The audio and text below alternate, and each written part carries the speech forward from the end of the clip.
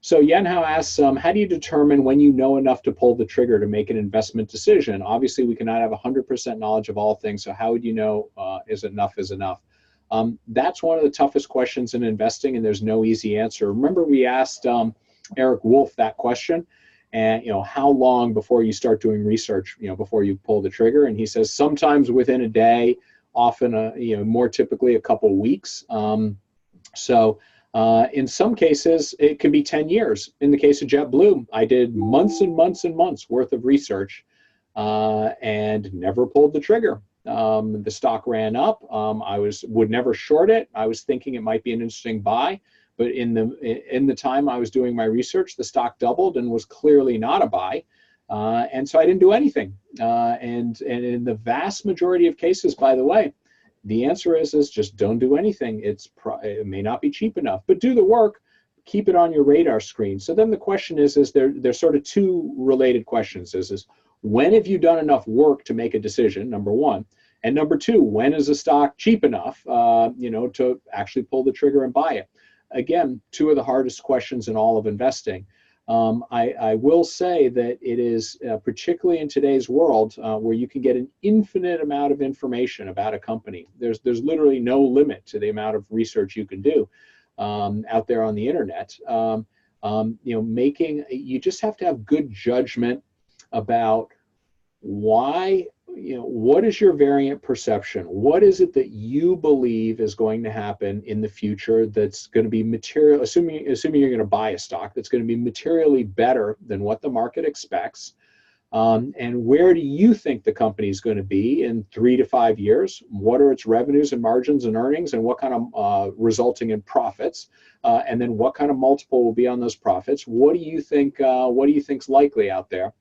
And just figuring out what are the few key variables. Don't be like those bettors at the horse racing track where you've identified the 5 things that matter, and then you get hung up on the other 35 things that just pollute your brain and cause you to either not act when you should or to make a bad decision or something like that. So it's experience and judgment, and look, you just have to resign yourself. You're never going to get it right, in the sense that almost nobody buys a stock, for example, at the very bottom tick, right?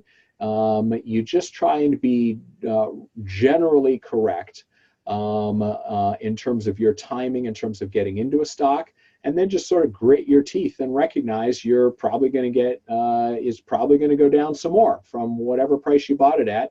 And if you've done your work and if you have conviction, then it's just an opportunity to buy more. Like, it doesn't worry me in the slightest that Howard Hughes, has gone from 140 to 110 on no company-specific news, just general bearishness about the housing market. Where I have a belief in management and in the company's assets, and that it's just going to be worth a lot more in 5 or 10 years. And I don't even know exactly how much more.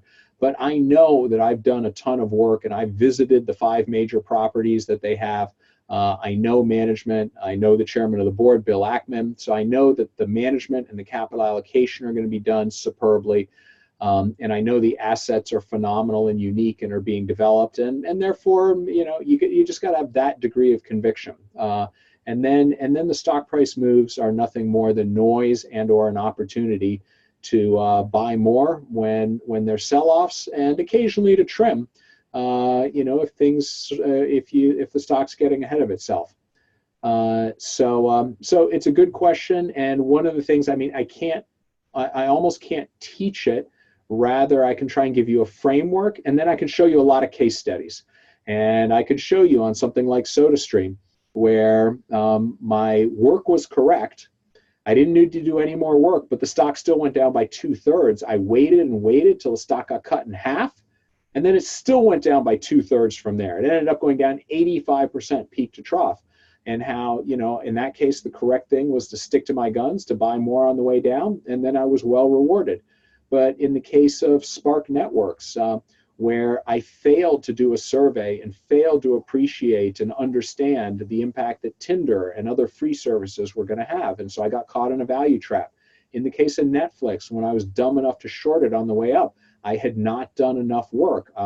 I was projecting my own experience rather than going out and doing a survey and really seeing what was going on, and failed to really fully consider, develop and consider and appreciate the bull case. And it took me losing a bunch of money on the short side before I finally went out there and found out the bull case by publishing my bear case. And I got a little lucky that Reed Hastings engaged with me, and he really helped me understand the bull case. So I don't know, Glenn, anything to add to this? I mean, this is hard stuff. This is what decades of experience. There's almost no substitute for that. Yeah, my experience is putting a little bit on. Never hurts. It helps the analysis and the focus.